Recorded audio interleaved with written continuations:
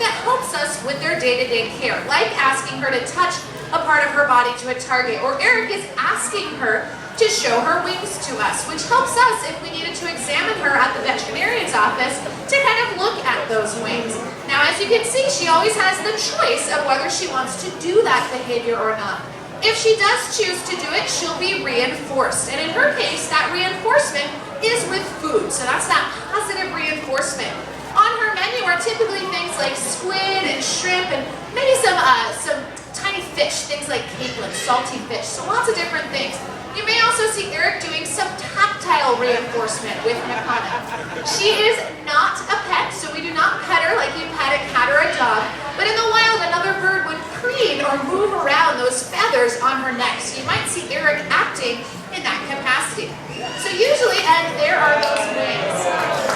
Now, so sometimes when we're training a new behavior, sometimes we'll wait for the animal to do that behavior on their own. And then we might mirror it with a hand signal, and then that click, and then the reinforcement. So training animals is a really interesting process, and one that we work very hard on here at the aquarium.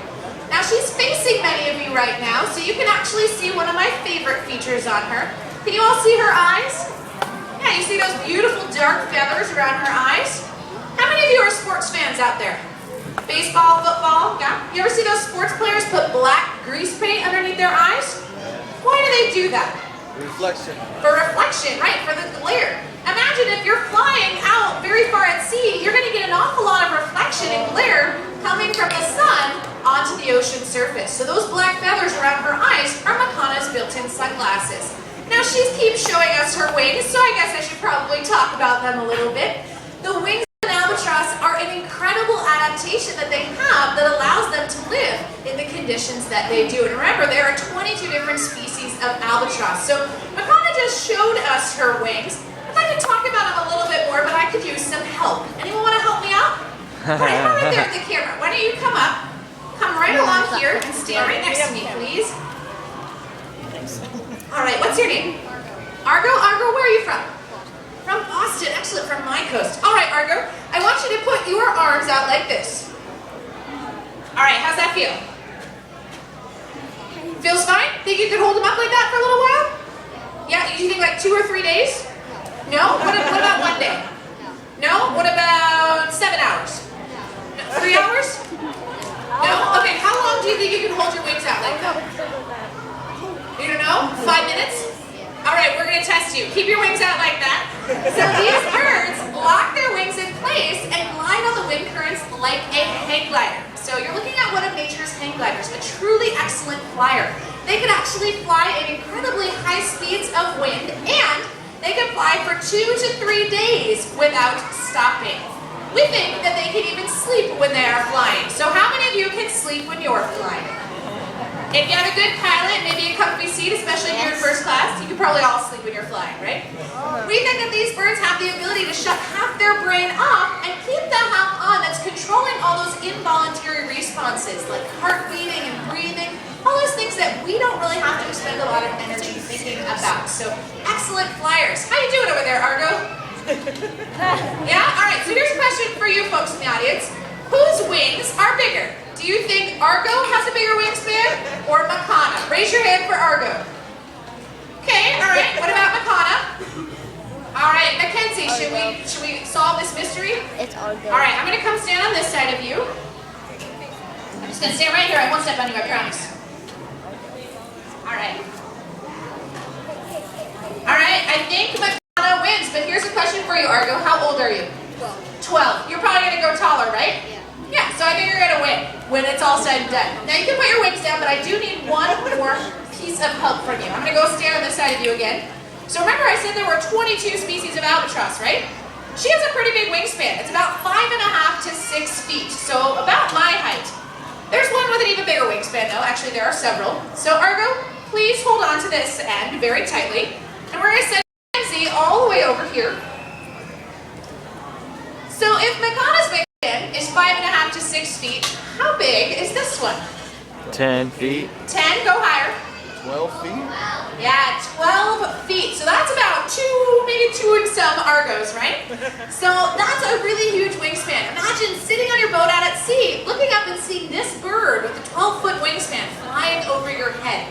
This, by the way, is the wingspan of a wandering albatross, which has one of the largest wingspans of any living bird in the entire world. All right, we can drop this. Thank you so much for your help. Let's give Argo a round of applause. All right, now a lot of times when these birds are flying around, they are looking for something. What do you think they're looking for? Food. They're looking for food, yeah. But a lot of the places where these birds hunt are right around halfway between here and Hawaii, in an area called the North Pacific Gyre. And this is a place where water currents move in such a way that a lot of plastic trash is collected. So these birds will be flying up above the water looking for food, and sometimes they pick up these other items. They pick up plastic items. In this tube that Mackenzie has are lots of different bits of plastic trash. There's things like lighters, there's bottle caps, fishing gear, lots and lots of different things. And all of these items came from the stomach of a lace-up albatross, just like Makana. Now, unfortunately, these birds will eat all of this trash and fill their bellies. But is there anything good or nutritious that comes from eating plastic? No. So these birds do not survive.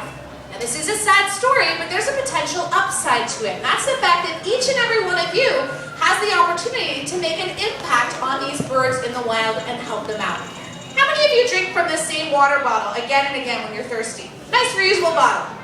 All right, what about here at the grocery store? How many of you at least try to bring a reusable bag with you?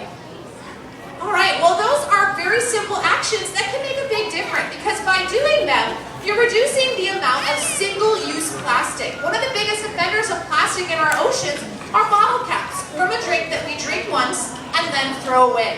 Even at a restaurant, think about how many straws we consume all the time just because they're always put in your water. You know, if you asked for no straw, that's another really simple thing that you can do to help these animals out. So that, believe it or not, does make an incredibly big difference. So all of you are kind of albatross heroes by doing those things.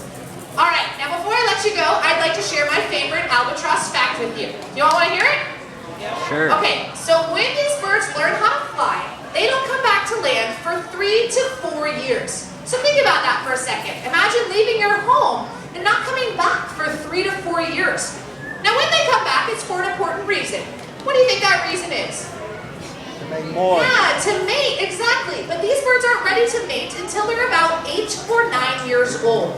So from the time they're 3 to 4, they come back and they start to scope out the playing field, because these birds mate for life. And if you mate for life, you want to make sure you get it right the first time. But my favorite albatross fact is how they choose their mate. They actually do it by dancing. These birds have about 25 different dance moves in their repertoire, which is about 23 more than I have. Now I'd like to show you some of those moves, Makana's, not mine. Would you like to see them?